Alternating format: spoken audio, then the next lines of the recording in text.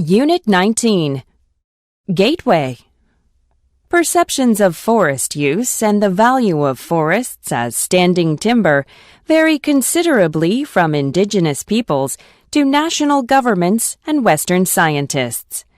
These differences in attitudes and values lie at the root of conflicting management strategies and stimulate protest groups, such as the Chipko movement.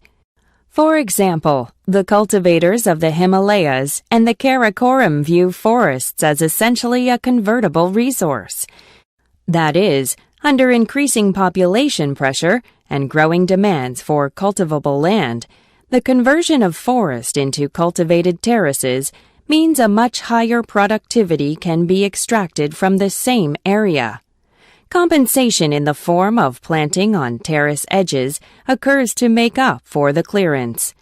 This contrasts with the national view of the value of forests as a renewable resource, with the need or desire to keep a forest cover over the land for soil conservation, and with a global view of protection for biodiversity and climate change purposes, irrespective of the local people's needs. For indigenous peoples, forests serve as a source of transformable resources, while national and global perspectives prioritize the preservation of forests despite the local needs. Exercise 1. Nothing addresses our need to fit in with others as profoundly as traditions. Traditions satisfy our deep emotional needs for belonging and create bonds not easily swayed. Developed over time in a country, community, or family, traditions are the foundation of a culture. While a ritual is time alone with the soul, traditions are the bonding glue of a group. When we participate in a tradition, we are not acting alone but in harmony with others in a common cause, belief, or event. The traditional singing of the Star-Spangled Banner at the opening of a sporting event bonds the crowd with a common sense of pride and unites them together for the game.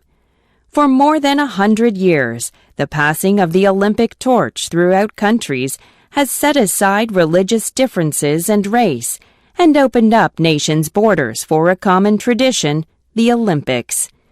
Caught up in the security of a mutual custom, traditions have their own codes of ethics that transcend differences and unite a people, if only for a moment. Exercise 2.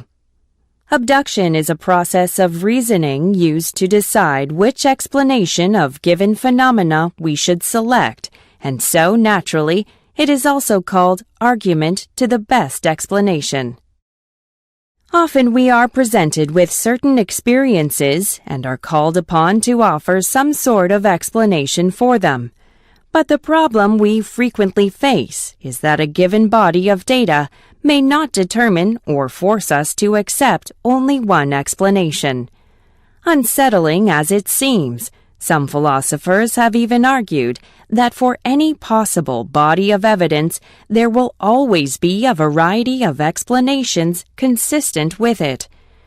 This is just the claim that Duhem and Quine have advanced. Whether or not their claim is true, however, in cases where we do face a set of alternative explanations, our task as good reasoners must be to decide which one of those explanations best fits the evidence. That's where abduction comes in. Exercise 3.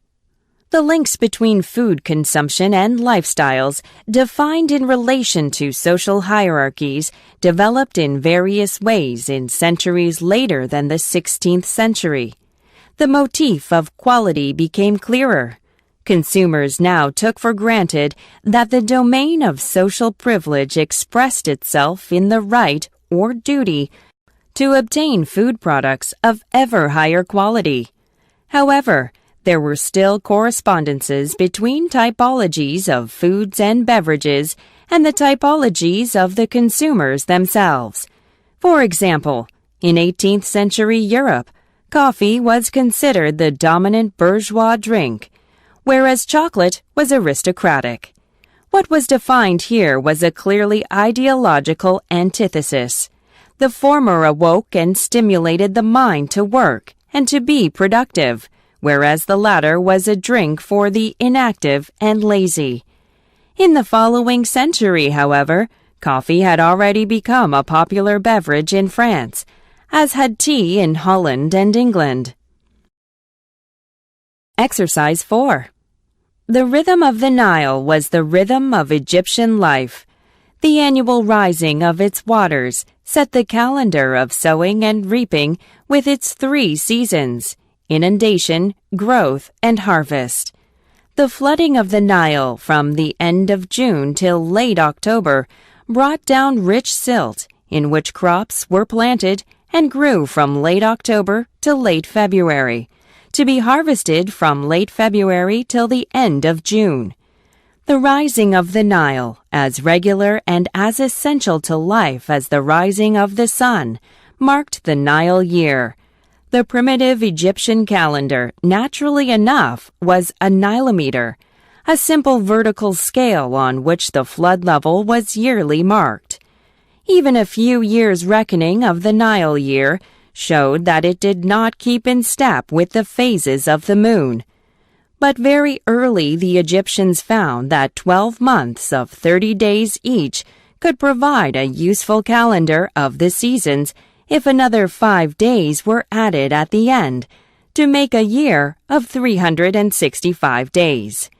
This was the civil year, or the Nile year, that the Egyptians began to use as early as 4241 BC.